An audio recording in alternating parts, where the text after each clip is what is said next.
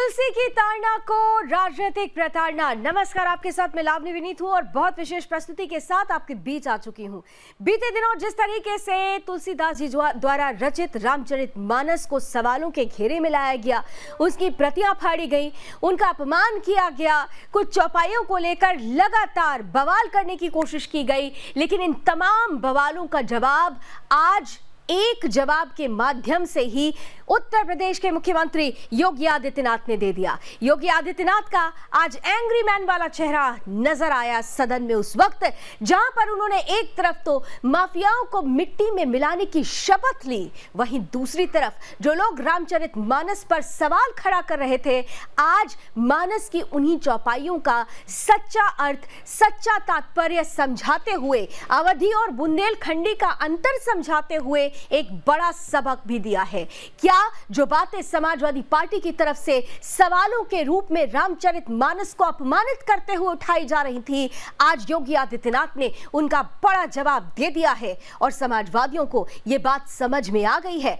आज इसी पर करने वाले हैं हम खुलकर बहस। थोड़ी देर में हमारे साथ आज के अतिथि भी जुड़ेंगे, लेकिन उससे पहले आइए वो रिपोर्ट देख लीजिए जो ये बता रही है कि तुलसी की ताड़ना को कैसे राजनीतिक प्रताड़ना मिली, लेकिन आज योगी आदित्यनाथ ने तमाम प्रताड़नाओं के बाद जो जवाब दिया, उसने सभी के मुंह पर ताला जड़ दिया।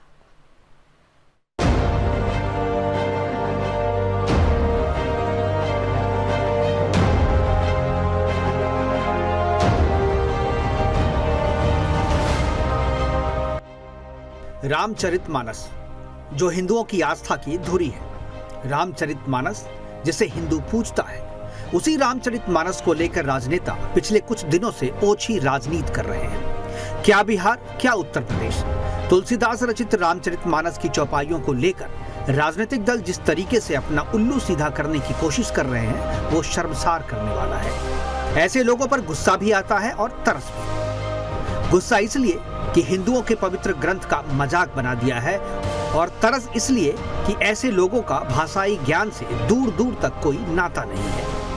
उससे भी ज्यादा हैरान करने वाली बात यह है कि इसके लिए इन्होंने कभी शब्दकोश खंगालने की कोशिश तक नहीं की। खैर, रामचरितमानस की जिस चौपाई से सियासत साधने की कोशिश हो रही है, उस पर सीएम योगी आदित्यनाथ ने दूध का दूध और पानी का पानी कर दिया है।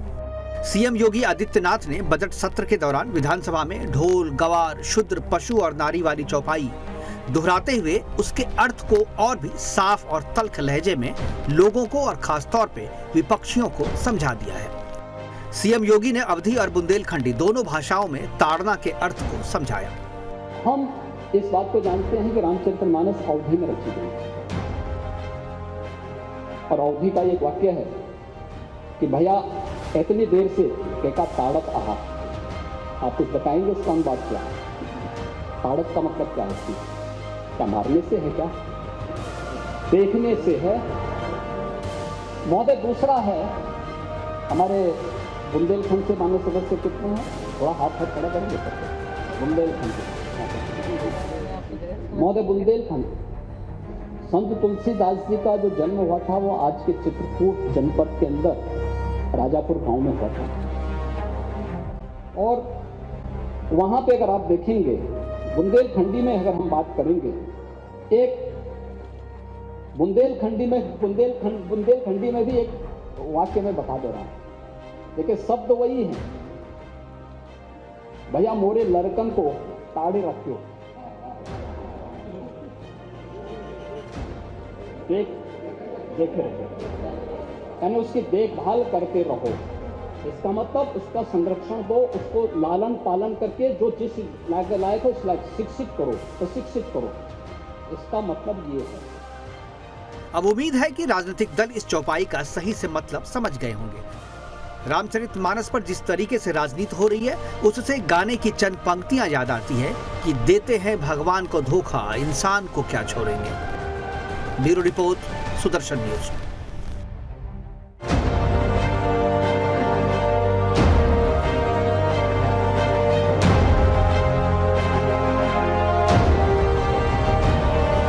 तो योगी आदित्यनाथ ने आज विस्तार से अवधी और बुंदेलखंडी का भी फर्क समझाते हुए रामचरितमानस की चौपाई पर सवाल खड़ा करने वालों को एक बड़ा जवाब दिया है। लेकिन क्या उनको ये बात समझ में आ गई है? आइए इसी सवाल के साथ परिचय कराती हूं अब आज के पैनलिस्ट का। आपसे स्क्रीन पर लेकर आइए। स्वागत करते हैं हमारे साथ इस वक्त भारतीय जनता पार्टी का पक्ष रखने के लिए जुड़ रहे हैं देवेंद्र प्रमुख जी, बहुत बहुत स्वागत। हमारे साथ समाजवादी पार्टी का पक्ष रखने के लिए भुवन भास्कर जोशी जी इस पैनल का हिस्सा होंगे, जिन्हें अभी मैं देख नहीं पा रही हूं, कुछ ही सेकंड्स में हमारे साथ जुड़ेंगे। भुवन जी का भी स्वागत करेंगे। और साथ ही साथ हमारे साथ राम कथावाचक आचार्य डॉक्टर विक्रमादित्य जी भी इस पूरे पैनल में महत्वपूर्ण मेहमान के रूप में हमारे बीच है। आपका भी बहुत बहुत स्वागत आचार्य जी। आप तीनों के साथ आज की चर्चा की शुरुआत करूंगी। भुवन भास्कर जी समाजवादी पार्टी का पक्ष रखने के लिए हमारे साथ हैं, आपका स्वागत है। और आपसे ही शुरुआत कर रही हूं। योगी आदित्यनाथ ने आज बाकायदा एग्जाम्पल्स के जरिए, उदाहरण के जरिए प्रमाण नंबर 1 और प्रमाण नंबर 2 के माध्यम से बता दिया है कि जिस शब्द को लेकर आप लोग आपत्ति कर रहे थे उसका तात्पर्य क्या है। समझ में आया भुवन जी? देखिए, माननीय योगी जी एक सिद्धपीठ से आते हैं। वो एक वैसे नेता नहीं है कि वो किसी धर्म से पीठ से ना आते हों। तो हमारे नेता माननीय अखिलेश यादव जी ने कहा था कि वो सदन में उनसे अर्थ पूछेंगे। और आपकी जानकारी के लिए बता दूं, मैं पार्टी इससे आगे बढ़ चुकी है। शायद वो मीडिया जो हमारी आवाज नहीं सुनता उसे शायद पता नहीं है, या वो एजेंडा नहीं चलाएंगे। वो जिनका एजेंडा चलाना चाहे चलाए, वो स्वतंत्र है। लेकिन पार्टी अपनी जाति जनगणना की मांग पर आगे बढ़ चुकी है और हम लोग इस दिशा में काम करने का काम कर रहे हैं। और हम लोगों का जो मूवमेंट है वो प्रारंभ हो चुका है ब्लॉक स्तर भुवन जी, आपकी पार्टी केवल आगे नहीं बढ़ी, केवल आप अपनी मंशा से आगे नहीं बढ़े, आप तो मेरे सवाल से भी आगे बढ़ गए। मैंने तो बड़ा साधारण सा सवाल पूछा, साधारण सा प्रश्न, कि आपके नेता ये चाहते थे कि सदन में योगी जी तात्पर्य समझाएं। उन्होंने आपको बुंदेलखंडी और अवधी का अंतर बताते हुए आज तात्पर्य समझा दिया। पहले तो ये बताइए कि वो बात आपको समझ में आई? ये ताड़ना का जो अर्थ होता है वो बात आपको समझ में आई? मैं आपको बहुत जिम्मेदारी से बताना चाहता हूँ। इस विषय पे मैं ज्यादा अपनी कोई राय नहीं करना चाहता। मैं केवल अब लास्ट इस विषय में एक बात बोलना क्यों चाहता राय नहीं रखना चाहते हैं? क्यों आपकी राजनीति को वो सूट नहीं करता, या कोई एक विशेष वर्ग नाराज हो जाएगा अगर आपने मान लिया अपनी गलती तो? मैं देखिए, मेरे मुंह से आप उतने शब्द निकलवा सकते हैं जितना मैं तो सिर्फ पूछ रही हूं आपसे। हाँ, पूछ रही है आप, जितना आपका अधिकार क्षेत्र उतना मैं बता भी रहा हूँ। मैं आपको बताना चाहता हूँ, माननीय योगी जी एक सिद्धपीठ से आते थे। तो हमारे नेता माननीय अखिलेश यादव जी ने कहा चूंकि वो एक सिद्धपीठ से आते हैं इसलिए मैं उनसे उस चौपाई का अर्थ समझूंगा। तो बता दिया ना उन्होंने। सदन, हाँ, तो ठीक है, ये बात वही तो कह रही हूं, उन्होंने बता दिया। तो अब तो आपको ये नहीं लगता कि आप लोगों को हिंदू समाज से माफी मांगनी चाहिए? क्योंकि आपने रामचरितमानस का अपमान करके संपूर्ण हिंदू समाज का अपमान किया था। आपने आराध्य प्रभु श्री राम से जुड़े हुए रामचरितमानस पर सवाल करके उनकी प्रतियों को जलाकर कितना अनाप शनाप नहीं बोला गया। मैं उस शब्द को दोहराना भी नहीं चाहती, क्योंकि मैं स्वयं में उससे अपमानित महसूस करती हूँ, क्योंकि मेरी आस्था का आधार रामचरितमानस है। आप लोगों को नहीं लगता कि हिंदू समाज से आपको माफी मांगनी चाहिए? आपकी आस्था का क्या आधार है? आपका क्या एजेंडा? हमारा जो एजेंडा छोड़ दीजिए। एजेंडा आपका है, इसीलिए तो अभी तक आप माफी नहीं मांग पाए। आप अभी तक ये स्वीकार नहीं कर पाए कि हिंदुओं की आस्था को ठेस पहुंचा। मेरा एजेंडा नहीं, मेरा आधार, मेरा अस्तित्व, मेरा हिंदुत्व है, मेरा हिंदू धर्म है, मेरा रामचरितमानस है, मेरे प्रभु आराध्य हैं। आपका बता दीजिए ना। आप एजेंडा शब्द बार बार रिपीट कर रहे हैं, इसलिए मुझे अपने बारे में आपको बताना पड़ा।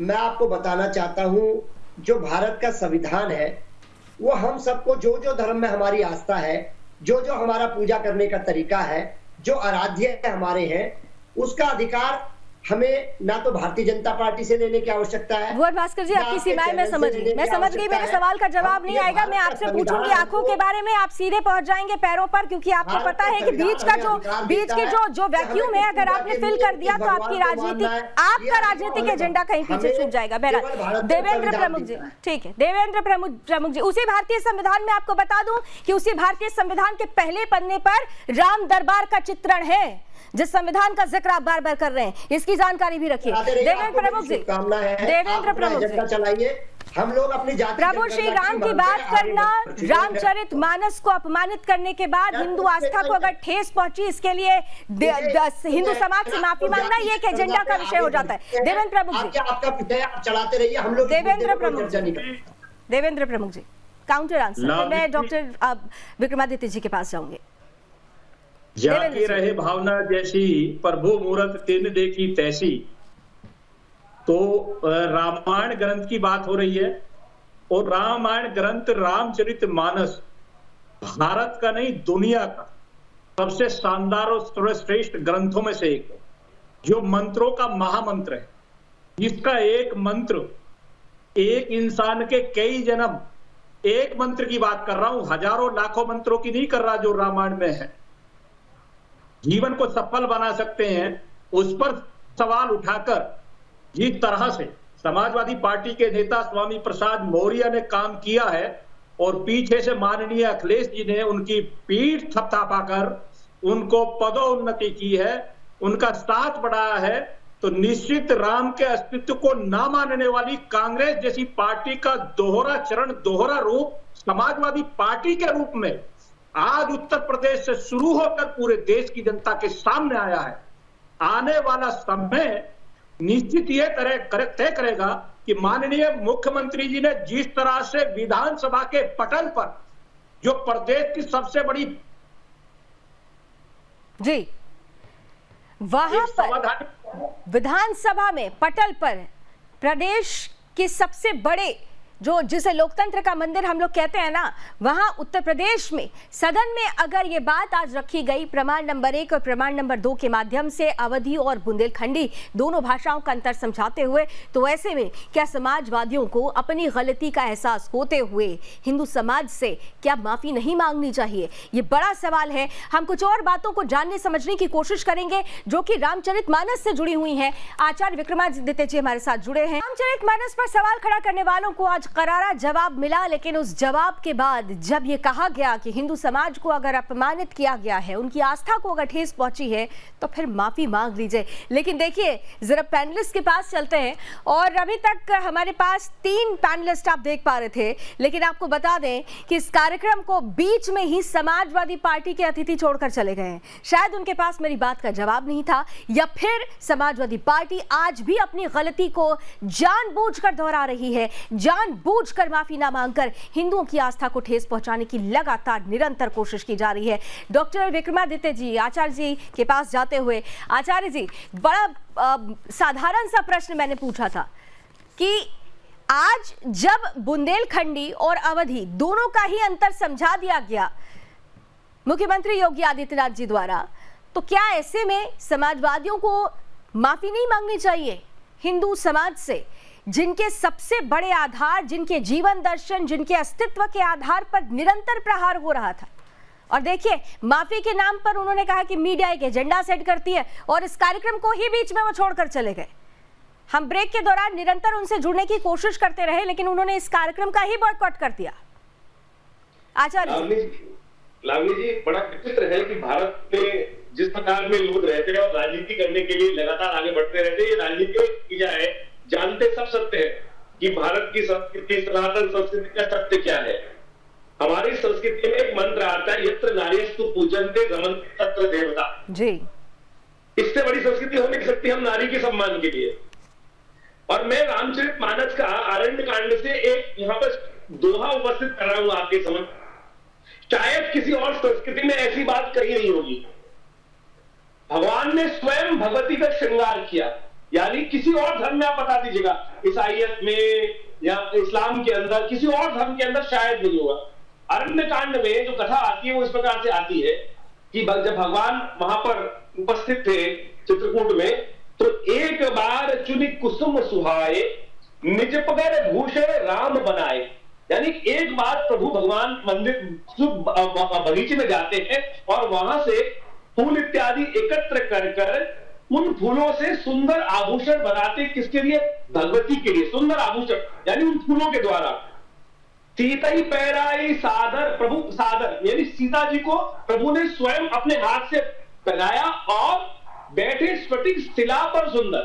यानी आप सोचे कि जिस संस्कृति के अंदर परमात्मा स्वयं भगवती नारी का इतने सुंदर तरीके से सम्मान कर रहा है, यहां तो हमने ऐसी संस्कृति देखी जो पैर की ज्योति मानती है और स्त्री को सम्मान तक नहीं, साथ बिठाने तक का सम्मान नहीं। यहाँ प्रभु ने अपने साथ स्फटिक शिला पर बिठाया और मां भगवती को सुंदर तरीके से उनको वस्त्र पहनाए अपने हाथ। और सुनिए, शास्त्र के अंदर, वाल्मीकि रामायण के अंदर एक और कथा आती है कि जिसके अंदर जब भगवान को वनवास प्राप्त हुआ तो जब भगवती ने कहा कि मुझे तो ये वल्कल वस्त्र धारण करने आते ही नहीं है, तो भगवान ने वो वल्कल वस्त्र भगवती को स्वयं अपने हाथ से पहनाए हैं।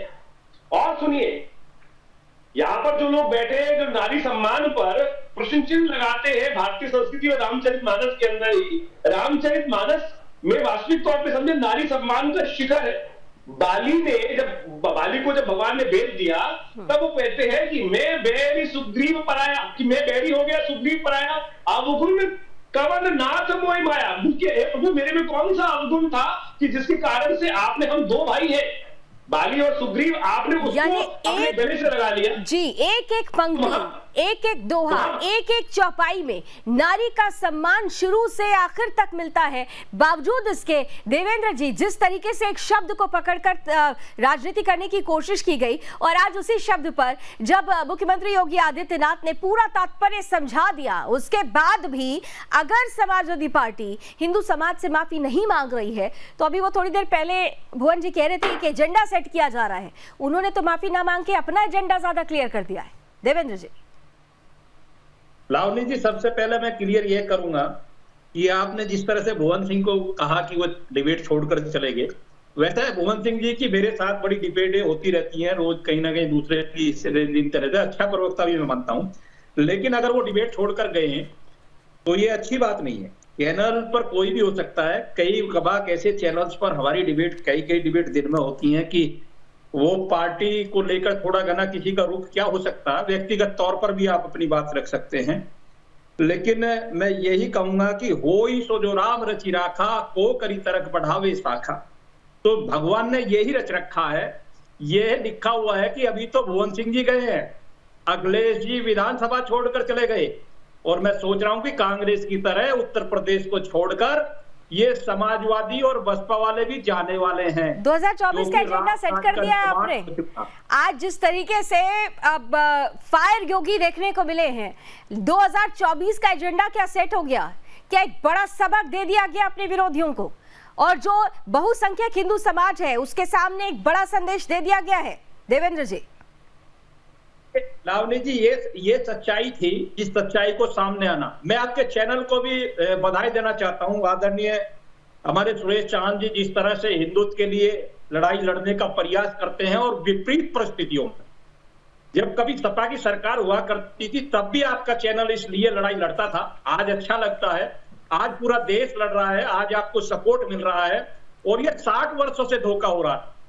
अगर सनातन के साथ जो खेल 60 वर्षों से इस देश में चल रहा था, लावनी जी बड़ी बात कहने जा रहा हूं, आप जैसे लोग नहीं होते, ऐसे चैनल्स नहीं होते, या प्रभु की कृपा ना होती तो पूरा प्रयास किया गया था सनातन को मिटाने का, जिससे आज भगवान ने सनातन को मिटाने वाले मिट गए हैं, सनातन को मिटाने वाले मिट गए। इतिहास इस बात का साक्षी है, और सनातन पर जब भी प्रहार करने की कोशिश की गई है, प्रतिहार में उनको सिर्फ और सिर्फ हार ही मिली है। और इसीलिए आज जब बड़ा जवाब दिया गया, आचार्य जी मैं चाहूंगी कि एक दो और जरा दोहे और चौपाई के माध्यम से अगर आप जल्दी से समझा सके, क्योंकि लगातार ये कहा जा रहा है कि रामचरितमानस में शूद्रों का अपमान कर दिया गया, नारी का अपमान कर दिया गया। अब ताड़ना का शब्द का अर्थ तो आज उन्होंने समझा दिया है, प्रमाण 1 और प्रमाण 2 के माध्यम से अलग अलग लैंग्वेजेस में। ऐसी मैं खुद प्रयागराज से आती हूं और हमारे तरफ अवधि बोला जाता है, बहुत बार मैं कंफ्यूज हो जाती हूं क्योंकि मेरी बात का अर्थ कुछ और होता है, सामने वाले की भाषा में उसी शब्द का अर्थ कुछ और होता है।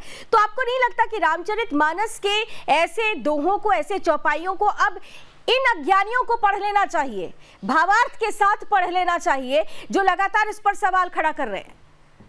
जी बहुत बढ़िया प्रश्न आपने किया लावनी जी। मैं तो कहूंगा कि रामचरितमानस को स्कूलों में लगाना चाहिए। बिल्कुल आवश्यकता है कि बच्चे पढ़े और बच्चे समझे।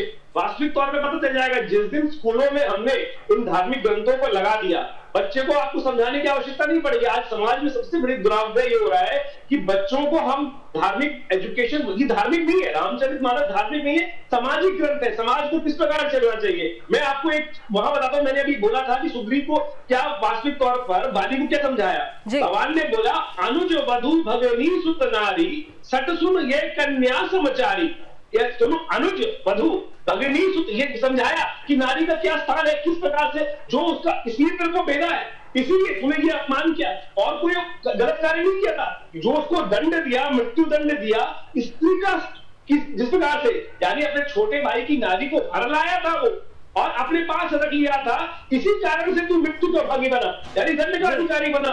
सोचे भारतीय संस्कृति में इस बात को, नारी के सम्मान के लिए कितनी सुंदर तरीके से आगे कहा जाता है, जननी सम, जो वास्तविक तौर पे दूसरी नारी को जननी सम जानहि पर नारी, यानी तुलसी बाबा ने इतने सुंदर तरीके से भारतीय संस्कृति, देखिए क्या शास्त्र में क्या कहा गया है, जो कहा गया है ना, उदार चरित्र वसुदेव कुटुंबकम, वहां शास्त्र में कहा गया है कि जो दूसरी नारी को वरदारा, वो जो कहा गया है कि इस प्रकार से दूसरी नारी को अपनी मां की समान, ये समाज हमारी संस्कृति सिखाती है, ये हमने नहीं सीखा। बिल्कुल, ये चीजें हमारी संस्कृति समझाती है, हमारी संस्कृति का आधार रामचरितमानस समझाता है। और अगर जो इन्हें समझना नहीं चाहता या समझ कर भी अनजान बनता है तो वो सबसे बड़ा अज्ञानी कहा जाता है। समय की कुछ सीमाएं हैं, लेकिन बहुत बहुत धन्यवाद आप सभी का। इतने कम समय में भी आप लोगों ने बड़ी महत्वपूर्ण, गागर में सागर भरना इसे ही कहते हैं। और देखिए, खास तौर से जिन लोगों ने रामचरितमानस को लेकर चंद कुछ शब्दों को लेकर, कुछ चौपाइयों को लेकर सवाल खड़ा किया था, योगी आदित्यनाथ को चुनौती दी थी, आज उस चुनौती का जवाब योगी आदित्यनाथ ने दिया। और ऐसे में जब पूरे देश का हिंदू समाज ऐसे लोगों से कह रहा है जिन्होंने रामचरितमानस को आधार बनाकर हिंदू समाज को अपमानित किया, उन्हें माफी मांगने के लिए कहा जा रहा है, लेकिन जब ये बातें सामने रखी जाती है तो मन छोड़कर भी भागते हैं वो लोग जो अपमान करते हैं हिंदू आस्था का, क्योंकि उन्हें पता है कि हिंदू आस्था का वो अपमान कर रहे हैं, लेकिन कहीं ना कहीं से वो एक विशेष वर्ग को खुश करने की कोशिश करते हैं जो उनकी राजनीतिक आउटबॉक्स में फिट बैठता है। लेकिन इतिहास इस बात का भी साक्षी है, जिसने सनातन का अपमान किया, जिसने बहुसंख्यक हिंदू समाज का अपमान किया है, वो आज रसातल में है। इसलिए आकलन करने की जरूरत है। प्रभु श्री राम सभी को सद्बुद्धि दें, इसी कामना के साथ अभी बस इतना ही। देश और दुनिया की तमाम खबरों के लिए आप जुड़े रहिए सुदर्शन न्यूज के साथ। जय हिंद।